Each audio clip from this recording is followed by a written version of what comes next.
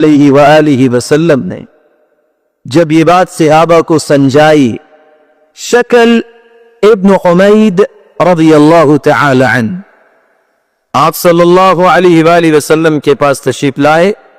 اور کہنے لگے، اللہ کے رسول صلی اللہ علیہ وسلم،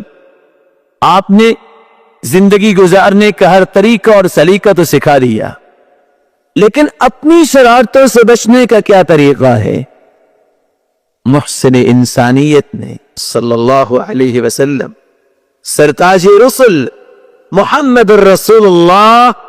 صلی اللہ علیہ وسلم نے اس صحابی کا ہاتھ پکڑا اور کہا، سنو، یہ کہہ دیا کرو،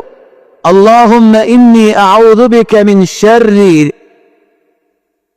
سمعی، اے اللہ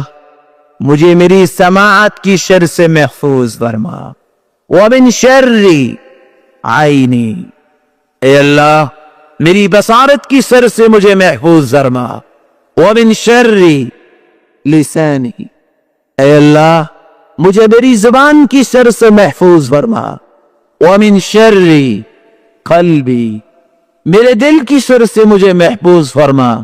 ومن شر منی،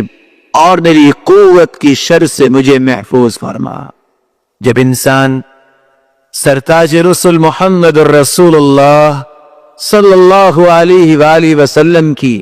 سکھائی ہوئی اس دعا کو پڑھ لیتا ہے، خالق و مالک کی رحمت اس انداز سے برستی ہے کہ وہ انسانیت کے اندر جو برائی کے پہلو ہیں وہ ختم کر دیتا ہے اور انسان اپنی برائیوں سے بچ جاتا ہے۔ اس دعا میں تمام قسم کے گناہوں اور ان کے اسباب سے تحفظ کی دعا ہے۔ کان سے انسان بری باتیں، مزامیر، ساز و آواز یعنی گانے بجانے، غیبت اور جھوٹ وغیرہ سنتا ہے۔ آنکھ سے غیر محرم اور حرام چیزوں کو دیکھنا اور پڑھنا مراد ہے۔ زبان سے کفر، شرک، بدعت، جھوٹ، بہتان، غیبت اور گالی گلوچ وغیرہ ہوتی ہے۔ دل کی برائی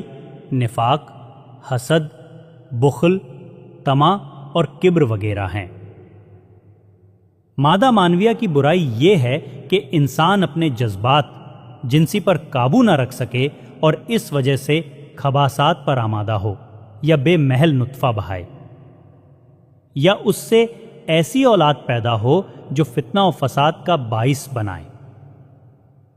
سنن ابی داود شرح از الشیخ عمر فاروق سعیدی، حدیث صفحہ نمبر 1551۔